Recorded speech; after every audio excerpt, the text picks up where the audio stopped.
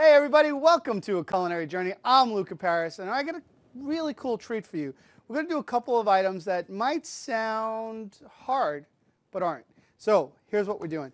We're doing oysters with kind of a little Rockefeller twist. I'm going to do some spinach, cream, shallots, and some other little cool flavors into that. And we're going to put them on oysters and on clams, because some people like oysters, some people don't. Great appetizers to have over when everyone's coming over. Roasted in the oven. Amazing. And then a little twist on a beef Wellington. We're actually going to do portobello Wellingtons. I'm going to take a whole portobello mushroom. I'm going to make a stuffing for it, put it in the stuffing, wrap it in puff pastry, and give it to you with love. That's it, portobello mushrooms, portobello Wellington. So we have two great items to make today. We have a lot of work to get to. So like I say all the time, your culinary journey starts now. Hey everybody, welcome back to our culinary journey. I just have to figure out how we're going to get around this journey because we have some really cool items to put together, and we have around a half hour to put them together for you. So it's going to be super easy, but it's going to feel like you put out something that came out of a gourmet magazine, all right? So we're talking about oysters, we're talking about clams, we're going to get to those in a minute. We need to make our stuffing and our sauces first. And we're also talking about portobello mushrooms stuffed and then wrapped in puff pastry a la Wellington, which is traditional Wellington's usually puff pastry around, let's say, a filet mignon, and then usually has a little duxelle, which is a mushroom sauce, some pate, those great items there. We're going to just change it up so we have all those kind of same flavors, but working in a different angle. So let's get right to work, get some pans on so we can get our stuffings made and all that fun stuff. So I want to work right away on our stuffing for the portobellos, and I want to get the portobellos cooking. Now you could do the portobellos two ways. Get them in the oven, let them cook that way, or we're going to cook them off in a pan on top of the oven. So I'll get my portobello mushrooms first. Whoop, don't want to lose that one. And we'll get that going. So I have these big portobello mushrooms. Now you could talk about it two ways. Some people like to take the gills out. I actually like leaving the gills in. What I do too, and I've always told you about how I like making stocks. All right, mushroom stock is one of the coolest things possible. You can make a great mushroom soup from an amazing mushroom stock. And the portobello mushroom has some good stem to it. As long as you get rid of the dirt down at the bottom, this stem right here, we're going to clean it up a little bit, and we can make a mushroom stock out of it. We'll do a whole show on that one day. So first thing we're going to do is take our stems off and make sure we reserve this for our stock later. And we'll get these back over here. And yes, there's a little dirt on there, but you know, what did my mom say to me when I was a kid? You're going to eat a pound of dirt by the time you get older? Yeah, I probably have eaten a little bit more because I like mushrooms so much. And the only thing I really want to do is with a damp towel, kind of just wipe off the dirt on the outside. Never run these underwater. You've heard all that before, right? Just want to wipe it off on the outside. And again, I'm leaving the gills inside. I love the gills of that. If you don't like them or you follow somebody else's way of doing it and they say, oh, you know, it makes it dark or it gives it a different flavor. Really, it's about your preference. We just want to make sure we clean these off. So we're getting our two pans going. Ta-da! And the last one. All right. So then make sure you clean off your cutting board, because then you would have just put your dirt back on, which is kind of silly. And hey, do you know where mushrooms grow in? Oh, we don't want to talk about that. Let's move on from there. Let's get a little oil in this pan, and a little bit in this pan. So the one that, this one up here, basically what I'm going to do is kind of saute my mushrooms. I'd only be able to get 3. I'm hoping I get all 4. Let's start with 3. I'll get the other one in on the break. So we're going to saute our mushrooms, and this one we're going to create our stuffing. I'm going to do ground chicken in here. I'm going to do a ground chicken stuffing, which is absolutely wonderful. You could do ground turkey, you could do a ground beef stuffing, or you could do a vegetarian stuffing. You could do more mushrooms. Take a lot of different types of mushrooms, just saute them together, stuff mushroom and mushroom. It's like pork and pork. You know, it's just great. And then you can wrap it with more mushrooms. We're going to add in some shallots. So for those of you who haven't cooked with shallots before, I love cooking with them because they have a lot of that flavor you get from an onion, but they're not overpowering. And not only that, they just cook down perfectly. I think it makes a difference in a dish. I mean, you've seen me cook a million times with shallots. I just love the way the flavor what the flavors add to a dish. I need some salt and pepper here. We're also going to salt our mushrooms.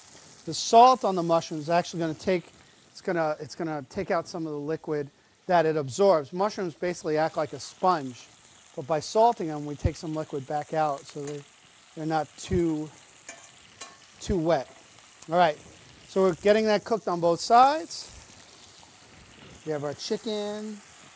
Let's see what else we want to put in there. Some breadcrumbs in for later on. I'm going to put some tomatoes in there also. You could use regular tomatoes. Because I had these, I'm using grapes. It's basically everything I see.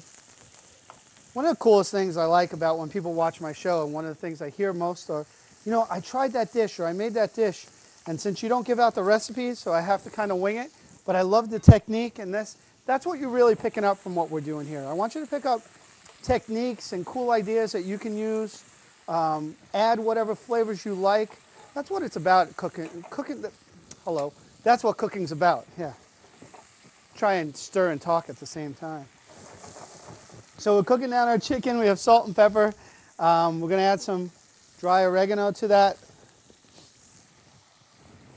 Just give it even a little more flavor. And that chicken will cook up pretty quickly. And remember too, we're going to actually be cooking them inside the mushrooms. So you're going to get a great finish to the chicken. You won't have to worry about it cooking all the way through because they will. That's all I want to do to the mushroom, all right? Basically, it works like a steak. And I've seared both sides. I've gotten it so it's getting a little bit soft. We'll get that other one in there. We'll get our stuffing finished up right away. So after this, what we're going to do too is we're going to start making our oysters with the spinach cream sauce. Such a super easy dish. Some people are afraid of oysters, but we'll talk about that in a second, about how easy it is to make cooked oysters and make them delicious. All right, spinach, chicken, tomato. We got that for our stuffing. Let's flip that over. Make sure that cooks down. This is what I'm going to do. I'm going to let my little stuffing that's going on here with the shallots, the tomatoes, the chicken, and the spinach kind of just finish cooking up. I'm going to add some breadcrumb to that.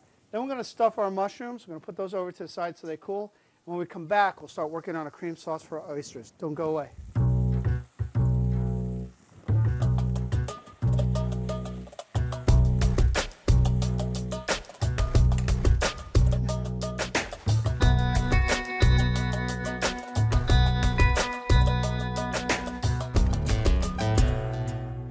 Hey everybody, welcome back to A Culinary Journey. I'm just having some fun here on the set with some cool items. We're making a stuffed portobello mushroom. We're going to wrap just like a beef Wellington.